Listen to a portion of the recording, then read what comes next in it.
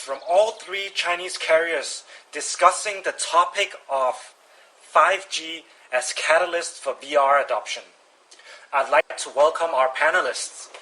Vice GM of China Mobile Technical Department, Fang, GM of China Telecom Cloud VR, Robert Wang, GM of 5G China Unicom's Terminal Industrial Center and Innovation Business Department, Bowei, and our moderator for this session will be HTC Senior VP of VR Product and Strategy, Raymond Powell.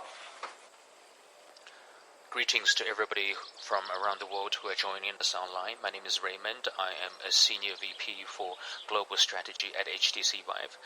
2020 is going to be a year with great changes. In the first 3 months of the year, we have seen significant events that are going to have great impact on the world.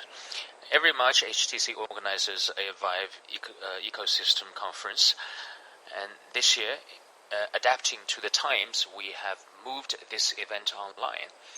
Of course, while being online, we're not just going to be communicating through our laptops, phones, or tablets. We're going to use a VR system. Through this virtual reality, we're going to be able to have discussions with all the participants, our guests, using digital means. We're going to see avatars, we're going to have our own avatars, we're going to be able to have free exchanges in a virtual space. I'm very pleased to have with me representatives of 3 major Chinese telecoms operators to engage in this virtual space, to have discussions around AR, VR, and 5G. Let me introduce the panelists. First of all, we have China Telecom eCloud Cloud VR General Manager, Mr. Wang. He's responsible for their VR business. Then we have from China Mobile Terminal Company, the Deputy General Manager of the Technology Division, Madam Cui Fang. She's responsible for 5G technology products, VR, and PAN intelligent terminals. And we have from China Unicom, VSENS 5G Business and Innovation Department General Manager, Mr. Bowei, who is responsible for their 5G technology products, VR, and terminals. First of all, I want to thank the 3 of you for taking time to take part in this virtual VEC. Madam Cui, I wonder if you could first talk about how you find this virtual forum. Do you think we will see more events like this one? And will you indeed be recommending this format to your colleagues? First, I'd like to thank Maple and Raymond for inviting me to attend VEC. This is a very special event. We are using VR technology, VR virtual meeting to edit and shoot the whole event. So we will have a very special, immersive experience, a very refreshing format. We all know that, unfortunately, Barcelona's MWC was cancelled due to the new coronavirus. And thereafter, many important events were looking at new presentations and new stages, especially tech events are one by one starting to change. For example, Xiaomi's launch were hosted online, and the incoming Huawei launch, Apple 2020 Developers Conference have announced they will be holding them online. I think in the future, this will become a new trend. On one hand, online activity will encourage more people, reducing the limit of time and space. And also, I think online activities will push us to increase new formats. The 2D traditional online meetings cannot address the ever-increasing demand for experience. We are considering a new model, a new format to upgrade our experience. For example, the VEC this year are bringing more opportunities for VR. Our virtual figures are more lively, are forming new opportunities, more perspectives, more colorful scenarios. We can stay at home through VR, participating in different forums. We can talk with those experts, and we can also take a look at those products on exhibition. We want these products to be more 3D. Everyone can take a look at their appearances, their functions, without being interrupted by other people.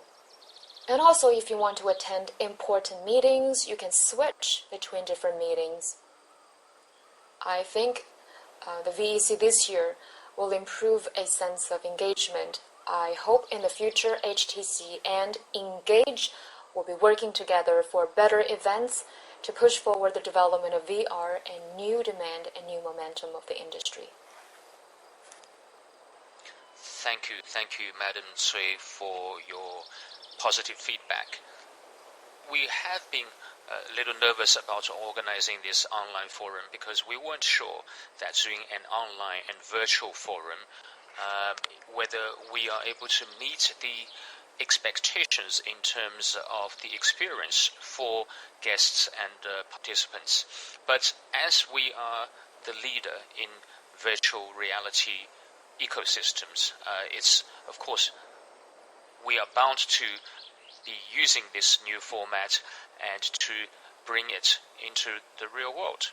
And talking about implementing applications, we see that the three telecom operators have been implementing their plans for 5G since 2019. And could you please talk to us, Mr. Pei, about your implementation of the 5G network? Can you tell us about new services and new modes of consumption? Well, first I'd like to say a few words about China Unicom's rollout of 5G network. For now, China Unicom's 5G network has covered all municipalities, major provincial capitals, as well as key cities in the Beijing-Tianjin-Hebei region, Yangtze River Delta, and the Greater Bay Area. In 2019, China Unicom and China Telecom shared 200 megabits of carrier wave. In 5G commercial network reached 2.7 gigabit per second, the highest speed worldwide. In terms of the testing now, we think the 5G speed is pretty good. It can meet the demand of HD videos and high-speed download. In 2020, China Unicom's 5G network will continue to expand. The 5G network will cover all cities, and we will further expand the implementation 200 megabit bandwidth and continue to explore the co-sharing and building of 300 megabit. We will improve the speed as well as user access and continue our upgrade to SA and implement the first IC network in the world. Improve 5G support to vertical industries and industrial networks application, and accelerate 5G's integration with different businesses and consumers. China Unicom believes 5G is a brand new opportunity. We focus on tech aficionados and heavy users, and we have launched a series of 5G exclusive products. While we are improving the speed, we're also enhancing the content and benefits, so our users can get a better sense of attainment. Focusing on the epidemic, we also have enhanced our mobile application to improve online services, so users can stay at home and have access to our services. We're also offering cross-region services, so our users can check the balance and pay fees for family members from other regions. In the past 2 months, we also have launched a 5G upgrade campaign to help users to weather this crisis. And we are continuing to provide an array of 5G products and installment payment plans. We want to diversify products and benefits and simplify rates and the upgrade of existing users. I think by the middle of March, our 5G package users exceeds 1 million in those more developed provinces. I think those users who are upgrading to 5G package, I think for us the revenue raise per user will be at least 10%. I think this is a great boost to our revenue from users. Thank you, Mr. Pei.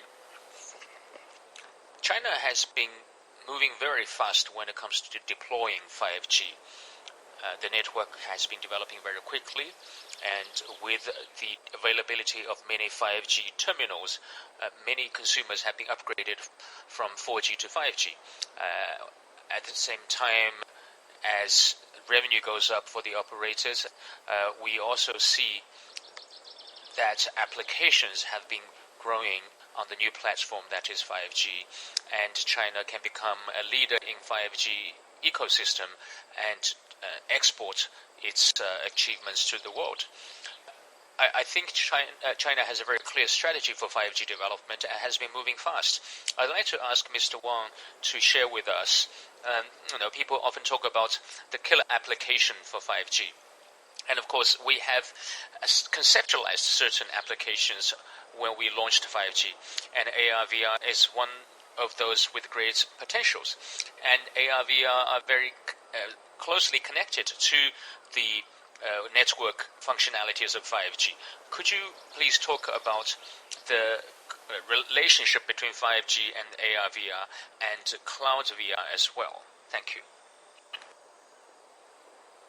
VR's application wasn't possible in the age of 4G because it relies heavily on high resolution and bit rate, essentially high image quality. 5G is where we can see the real growth of VR, because massive growth produces activities which brings about a healthy ecosystem. We rely on the scale. The development of the scale and ecosystem will build diverse content. Just like what we see in the mobile internet, we have a continuous flow of diverse long and short videos and live streaming producers, and PGC, UGC, including our MCNs. They produce interesting, valuable, friendly, and high-quality content. And these content will facilitate the building of 5G network, facilitating the implementation of SA and MEC, so that we can see high-efficient computation transmission of data, improving user experience. I can give you an example. I think all the innovation and changes of technology eventually will fall on two parts. One is efficiency, the second is experience. Take SAMAC as an example, the core of which is efficiency. For example, compared to retail, new retail, which is the same rationale, the essence of new retail is to push products closer to users, the vending machines or the last mile warehouses of logistics, or some of those smart, big data, AI-based smart retail shops. All of them are to facilitate, to adapt to the preferences and needs of consumers to provide products in the most efficient way. The rationale is the same. The essence of 5G is to rely on network modes and slicing to reduce transmission, latency, as well as traffic jams. I think 5G network is not an independent project. It is highly related to its application. That is why China Telecom, at the Eco Summit of Terminals this year, proposes to build a convergence of terminals and platforms. We invite developers, terminal producers, and partners throughout the chain to join us in an open and win-win collaboration. And recently, I have felt a surge of interests in our industry. Well, due to the epidemic, many people had to stay at home, and we used to share panoramic HTML5 pictures, and we actually offered this format 2 years ago, but this year we have seen a great surge of data. Every day we saw 20 million to 30 million of page views. Some of them even reach 10 million unique visitors.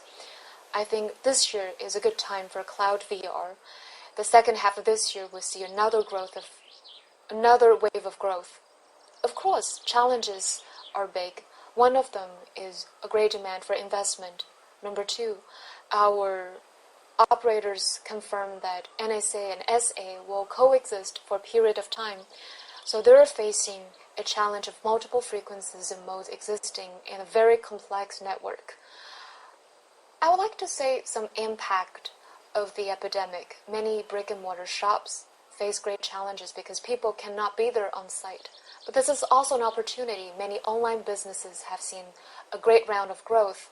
Well, in the Spring Festival, the movie Lost in Russia worked with Total into building a new form of online theater, which was the same for Ip Man 4.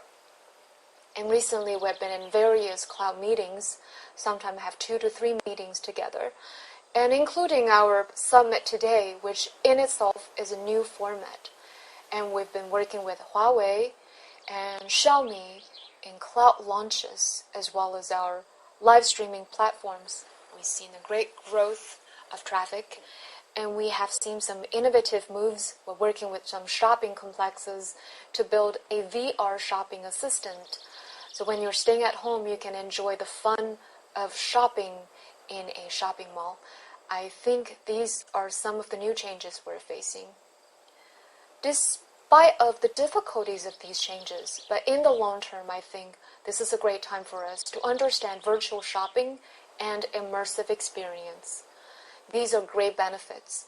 So these are some of the stories I'd like to share with you. Thank you. 5G is essentially the second half of the internet age. It's not only connection between people, but also connection between people and objects. The 3 applications of 5G include enhanced mobile bandwidth, mass connection, and high reliability and low latency. The first killer application will come in the first part, because they're the fastest. And some of these applications include Ultra HD videos and VR AR-based applications.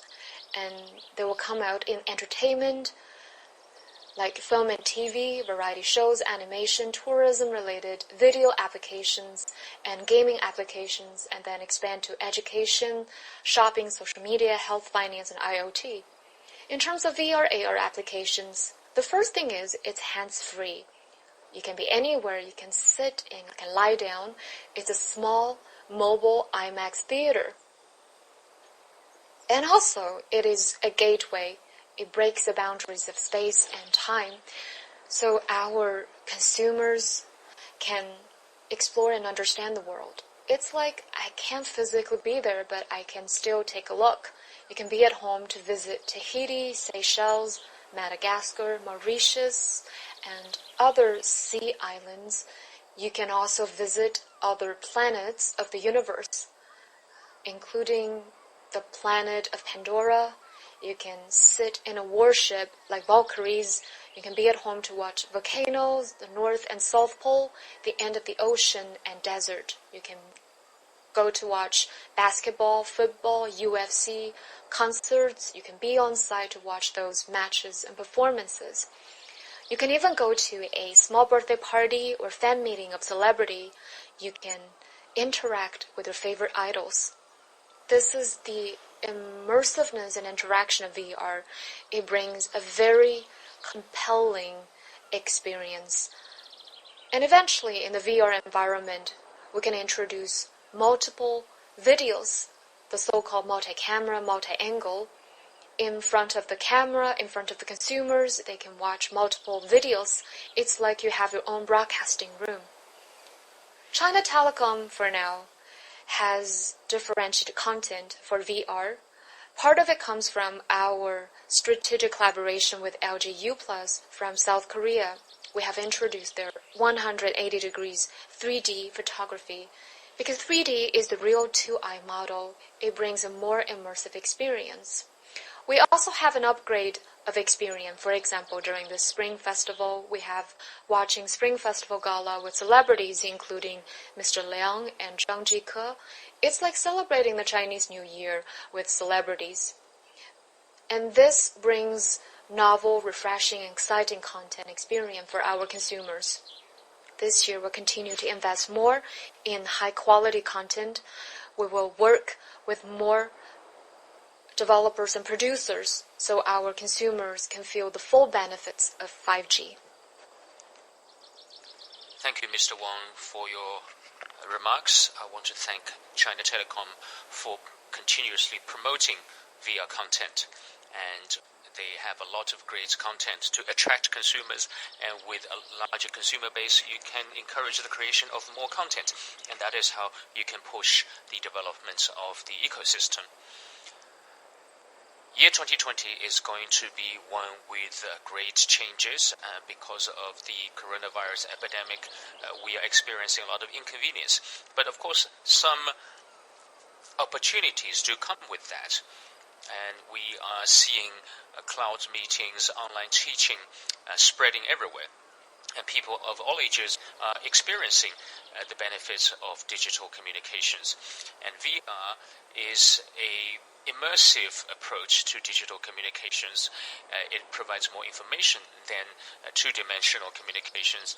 And I hope these changes will bring opportunities and will help, will drive the development of online meetings over using VR. Maybe Mr. Pei could talk to us about the challenges and opportunities that VR AR faces, and whether the future of cloud VR is built on 5G. Mr. Pei, please. I think the robust development of the VR AR industry actually presents us with both challenges and opportunities. In terms of challenges, I think the terminals of VR and AR for now are still very costly. HMD's user experience should be improved, including user behavior should be cultivated, and there is still a lack of high-quality content and resources. The whole VR and AR ecosystem is still segregated. People are fighting alone. And at the same time, the VR and AR business models are waiting to be tested. In terms of the terminals of VR and AR, more sophisticated applications, higher quality images, and more complicated and precise interactions, and more immersive experience will pose a higher demand for VR and AR technologies. On the other hand, we're seeing 5G with its broadband, high speed, reliability, and low latency. I think 5G can help VR and AR to overcome these technological barriers, to help us break the bottlenecks of performance and user experience. In terms of the solution for cloud VR, we are transferring the rendering capability from local devices to the cloud. And the rendering results will be sent back through the internet to the VR devices. It will greatly reduce the hardware capability requirement for a VR device. The major computing power will be moved to the cloud, so VR device will be the receiving end of this chain. We are cutting up the pigtail, reducing the weight, so wearing it will be more comfortable. At the same time, reducing the price of VR devices. Users don't have to buy very expensive PC devices. I would say that VR and cloud VR will be the future of our industry. For now, 5G cloud VR is still at the initial stage of development. In terms of cloud computing, MEC, rendering, and codec capabilities, there are still many problems. We really need all partners to work together to do research and overcome these difficulties. Just a few days ago, China Unicom has initiated a 5G XR Eco-Alliance. Through technology, incubation, and commercialization, these three platforms were implementing 8 XR plans to empower the production chain. We're working with our partners to enhance communication, to initiate the research development of FGXR, including terminals, the internet, cloud, edge computing, and application. We're facilitating the upgrade of GPU, cloud computing, cloud rendering, as well as 8K real-time codec capabilities. I think with the empowerment of cloud edge computing and distributed cloud storage, I think in the year of 2020, cloud VR's commercialization will be widely available and applied. Thank you, Mr. Pei. I really agree with what you just said, because from our perspective, we can see a lot of technologies for cloud VR that need to be dealt with. There are difficulties in terms of the ecosystem that need to be overcome, and these cannot be dealt with by a single company. We need an alliance. We need an alliance of various different companies to work together to deal with these problems in terms of ecosystem and technology. That's how we can perfect the cloud VR ecosystem. Madam Cui, maybe you could talk to us about China's pace in the deployment of 5G and VR. And can you talk about how you think 5G and VR will support each other's development? Madam Cui, please. Speaking of VR plus 5G, I would like to share with you the information about China Mobile's 5G network. By the end of February, China Mobile has built more than 80,000 5G base stations, including 200 key epidemic containment regions with 5G coverage. This month, we also launched the largest 5G equipment procurement. By the end of 2020, our goal is to finish building 300,000 5G base stations, in line with the national policy of deploying 5G infrastructure, which is an important mission to service the economy. Talking about VR in terms of the industry or the general trend or the market share, VR is rising steadily. It's not an emerging product or technology has passed the initial statement. We are accelerating to commercialization, more wider, practical application. We're seeing more products and equipment. This is a great evidence. And also we're seeing application in gaming, sports, and Medicare. So the products are more sophisticated and higher recognition from consumers. For the VR industry, we're expecting a cycle of rapid growth. It also means more stronger players will be in competition, encouraging a new growth, a new wave of growth. For VR itself, the year of 2020 is a year of transition and rapid upgrade, and one of the momentum is 5G. Starting from 2019, many countries have announced the deployment of commercial 5G in important cities with wide coverage of 5G signals. In terms of terminals, we're selling 5G cell phones with extensive stock and scale. For the Chinese market, we're selling 5G cell phones. The total sales exceed 10 million. Especially after the emergence of HNDs pairing with 5G cell phones, we are seeing a new possibility of a convergence between 5G and VR. We all know in terms of speed, latency, mobility, and connection density, we're seeing improvement in 5G. In terms of industrial application, there will be diverse applications. For example, in industrial scenarios with 5G technology, VR equipment can help improve the connection between workers and machines, easier access to key production and testing data, so the whole procedure could be more automated and smart. And in medical scenarios, in those very special application areas in the hospital, VR plus 5G could help us in distant surgeries, improving treatment efficiency, and also distant clinics, checkup, mobile ambulance, emergency response. We can all rely on 5G plus VR to reduce infection rate of medical workers.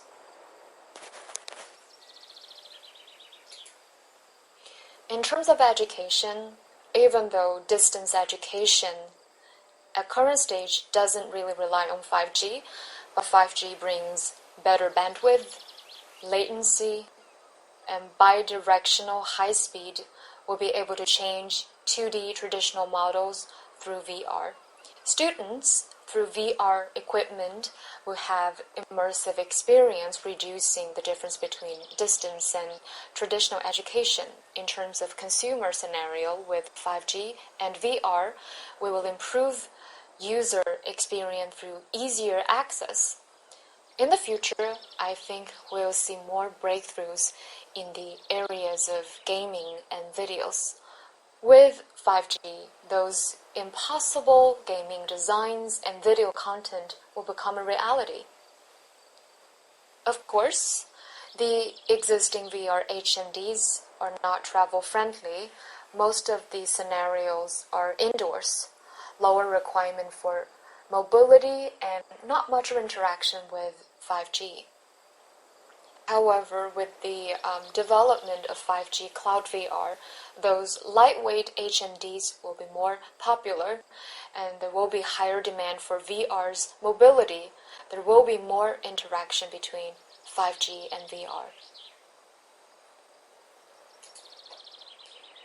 We look forward to our future. However, VR development is facing many challenges. For example, the key 5G, broadband, and other emerging infrastructure are not established. There's so much room for improvement. And also, the terminal VR production chain is not sophisticated enough. I understand HTC is a main participant, is working hard to build an ecosystem.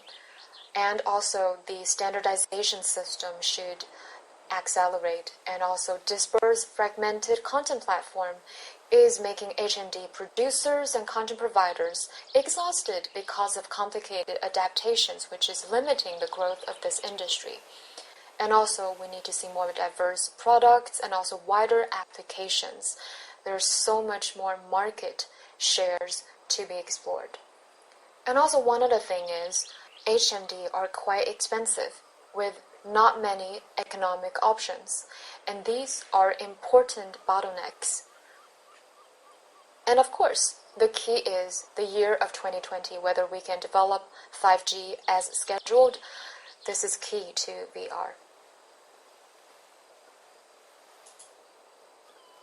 Here I would like to thank the VEC, and because of this refreshing format, it is actually accelerating the integration between 5G and VR, bringing out better, higher quality emerging demand.